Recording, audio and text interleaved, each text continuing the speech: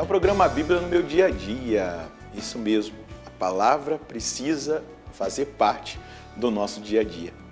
E como ela faz parte do nosso dia a dia? Quando nós fazemos a leitura orante da palavra, a Lexio Divina. E é esse o motivo de nós estarmos aqui. Estamos fazendo a Lexio Divina, a leitura orante da palavra do Senhor.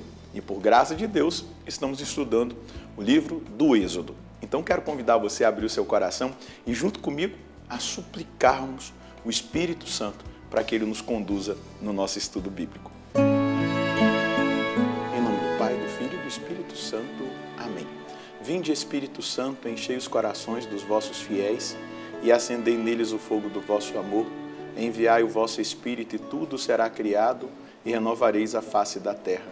Oremos, ó Deus que instruíste os corações dos vossos fiéis, com a luz do Espírito Santo, fazei que apreciemos retamente todas as coisas segundo o mesmo Espírito e gozemos sempre da sua consolação por Cristo Senhor nosso. Amém. Vamos para mais um estudo bíblico, dando prosseguimento no livro do Êxodo. Então quero convidar você a pegar a sua Bíblia, o seu caderno ou talvez o seu tablet, não sei como que você usa aí, mas a anotar o texto, porque é bom que a gente escreva. Êxodo, capítulo 5, versículos de 1 a 23. Êxodo, capítulo 5, versículos de 1 a 23. Vamos ler o texto e depois juntos meditá-lo. Em seguida, Moisés e Arão apresentaram-se ao faraó e lhe disseram: Assim diz o Senhor, Deus de Israel, deixa partir o meu povo para que me celebre uma festa no deserto. Mas o faraó respondeu: E quem é o Senhor, para que eu lhe deva obedecer, deixando Israel partir? Não conheço o Senhor, nem deixarei Israel partir. Eles disseram: O Deus dos hebreus veio ao nosso encontro. Deixa-nos ir a 3 dias de caminho no deserto para oferecermos sacrifícios ao Senhor nosso Deus. Do contrário, a peste e a espada nos atingirão. Mas o rei do Egito lhes disse: Por que vós, Moisés e Arão, levais o povo a descuidar dos seus trabalhos? Ide para as vossas tarefas. E o faraó acrescentou: Vede, vossa gente já é numerosa demais, e vós quereis fazê-los interromper suas tarefas? Naquele mesmo dia o faraó deu aos inspetores do povo e aos capatazes a seguinte ordem: Não forneçais mais palha a essa gente para fazer tijolos, como antes fazíeis. Eles mesmos devem ir juntar a palha, mas exige a mesma quantia de tijolos de costume, sem tirar nada. São uns preguiçosos e por isso reclamam. Queremos ir oferecer sacrifício ao nosso Deus. Carregai esses homens com mais trabalho, para que estejam ocupados e não deem ouvidos às palavras mentirosas. Os inspetores e os capatazes foram, pois, dizer ao povo: Assim diz o faraó, não vos darei mais a palha. Devereis ir recolher a palha onde a puderdes encontrar. Nada, porém, será diminuído do vosso serviço. O povo espalhou-se por todo o Egito em busca de palha, mas os inspetores pressionavam-nos, dizendo: Terminai a tarefa marcada para cada dia, como quando havia palha. Os inspetores do faraó açoitaram os capatazes israelitas que eles haviam nomeado, alegando: Porque nem ontem nem hoje completastes a cota costumeira de tijolos que produzíeis antes.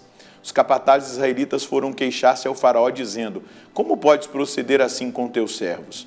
Não se fornece palha a teus servos e nos mandam fazer tijolos. Nós somos açoitados, mas o culpado é a tua gente. O faraó respondeu: Sois mesmo uns preguiçosos, e por isso dizeis: Queremos ir oferecer sacrifício ao Senhor. E agora, ide trabalhar. Não vos será dada a palha, mas devereis produzir a mesma quantia de tijolos. Os capatazes israelitas se viram em má situação com a ordem de não diminuir em nada a cota diária de tijolos. Encontraram-se com Moisés e Arão, que os estavam esperando na saída do palácio do faraó, e lhes disseram: Que o Senhor vos examine e julgue. Vós nos tornastes odiosos diante do faraó e dos seus servidores, e lhes pusestes na mão a espada para nos matar. Então Moisés voltou-se para o Senhor, dizendo: Meu Senhor, por que maltrataste este povo? Para que foi que me enviaste? Desde que me apresentei ao faraó para lhe falar em teu nome, ele ficou maltratando o povo, e tu nada fizeste para libertá-lo. Um texto importante para a nossa meditação.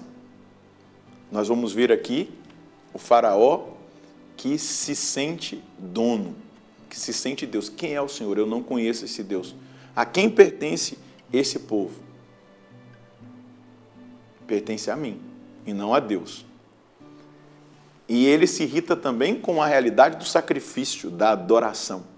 Então ele oprime o povo. Então nós vemos aqui a figura do faraó, ela pode ser para nós, não é, a figura do próprio diabo, que quer nos escravizar, que quer nos afastar da adoração, que quer nos escravizar ao pecado, nos manter cativos. Mas Deus é o nosso libertador. Ainda que nós passemos por provas, por tentações, por dificuldades, nós não podemos tirar os olhos daquele que é o Senhor da nossa vida. E aqui existe um detalhe, você vai perceber, ele vai aumentar o trabalho, vai exigir mais do povo, para que o povo não escute a voz de Moisés, para que o povo não ceda espaço no coração para esse movimento de libertação, esse movimento de sair do Egito para adorar o Deus verdadeiro. Então, ele coloca mais trabalho, ele coloca mais carga de trabalho. Fique muito atento para você não fazer do trabalho um ídolo. Satanás, o demônio, aqui, a figura do faraó, vai querer fazer com que nós busquemos o trabalho como um Deus. E aí não tenhamos mais tempo para ouvir a Deus, não tenhamos mais tempo para acreditar nas suas promessas, não tenhamos mais espaço no nosso coração para tudo aquilo que Deus quer realizar em nós. Portanto, é importante que nós entendamos aquilo. O confronto do faraó, ele resiste a Deus. Ele aqui figura o próprio maligno. E ele vai se utilizar exatamente dessa opressão para fazer com que o povo se volte contra Moisés e Arão, para que o povo resista em acreditar que é Deus que está ali querendo fazer, operar por meio deles. E é assim que o demônio muitas vezes trabalha para nos confundir, para nos afastar. A ponto, olha só, quando saíram da presença do faraó, versículo 20, encontraram Moisés e Arão esperando por eles e disseram-lhes que o Senhor vos examine e julgue, vós nos tornastes odiosos diante do faraó e dos seus servidores, puseste na mão deles a espada para nos matar. Então, eles já ali começam a desconfiar da palavra de Moisés. A estratégia do inimigo, a estratégia do faraó está aparentemente ali surtindo efeito na vida dos hebreus, do povo de Deus, daqueles que são a raça eleita, o povo eleito. Nós somos o novo povo de Deus e nós não podemos deixar o ativismo nos roubar a palavra de Deus, a vontade de Deus, a intimidade com Deus, a adoração, porque é na adoração que nós somos libertos de todo o cativeiro do pecado, é na submissão a Deus que nós somos libertos da escravidão do pecado, que o maligno quer fazer com que nós estejamos cada vez mais oprimidos e escravizados. Moisés também não entendia. Olha como que termina o nosso texto de hoje, não é? Versículo 22, então Moisés voltou-se para o Senhor. Moisés não voltou as costas para o Senhor, ele voltou-se para o Senhor. Ele não está entendendo a mente de Deus, ele não sabe dos propósitos de Deus, que Deus quer tirar esse povo de uma forma magnífica, poderosa, com grandes sinais, milagres e prodígios, para mostrar que ele é o Deus poderoso, não é o faraó, não são os falsos ídolos do Egito, mas ele é o Deus poderoso. Moisés vai dizer, meu Senhor, por que maltrataste este povo? Meu Senhor, por que me permites viver provações? Por que me permites viver dificuldades? Muitas vezes nós não nos encontramos nessa situação. Meu Senhor, por que permites que a minha família esteja passando por isso? A gente não entende tudo imediatamente, mas a gente precisa confiar. Inclusive, Davi vai dizer, ainda que eu passe pelo vale tenebroso da sombra da morte, eu sei que tu estás comigo. eu nada temerei. Porque os pensamentos de Deus muitas vezes não são os nossos. Os sentimentos de Deus muitas vezes não são os nossos. E nós não conseguimos compreender o todo, nós só vemos o início. Deus vê o início, o meio e o fim. A aprovação nos purifica, a aprovação nos fortalece, a aprovação nos dá a graça de ousar na perseverança. E essa deve ser a nossa escolha, confiar em Deus. Para que o Senhor me enviou? Vai dizer Moisés, desde que me apresentei ao faraó para lhe falar em teu nome, ele tem maltratado este povo, mas tu não libertaste de fato o teu povo. Moisés é sincero, porque ele não tem resposta humana. A resposta está na mente de Deus, no pensamento de Deus, na vontade de Deus. E o que nós precisamos fazer, principalmente em tempos difíceis? Atos de fé. Eu creio, apesar de não estar entendendo, apesar de estar sofrendo, apesar de sentir, eu creio. Então a mensagem de hoje é essa.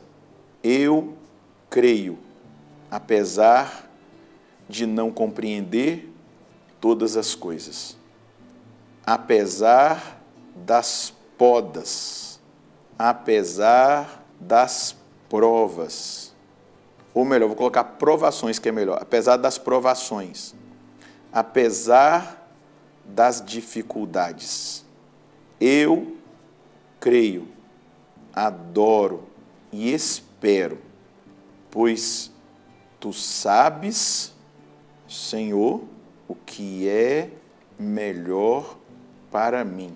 Sei que tens projetos, promessas e obra para a minha vida, e não retrocederei nos dias maus de provações e dificuldades.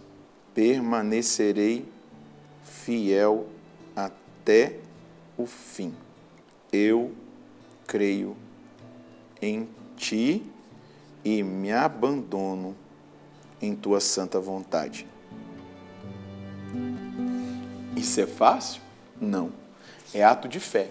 Mas nesses atos de fé, especialmente nesses momentos de provas, de podas, de dificuldades, de lutas, onde a gente não consegue enxergar, né, onde Deus quer me levar, o que Ele quer fazer, eu confio. Ele está me purificando, Ele está me fazendo passar pela prova do tempo, o teste do tempo, e na hora de Deus acontecerá tudo o que Ele mesmo prometeu. Confia. Vamos rezar? Senhor, eu escolho confiar.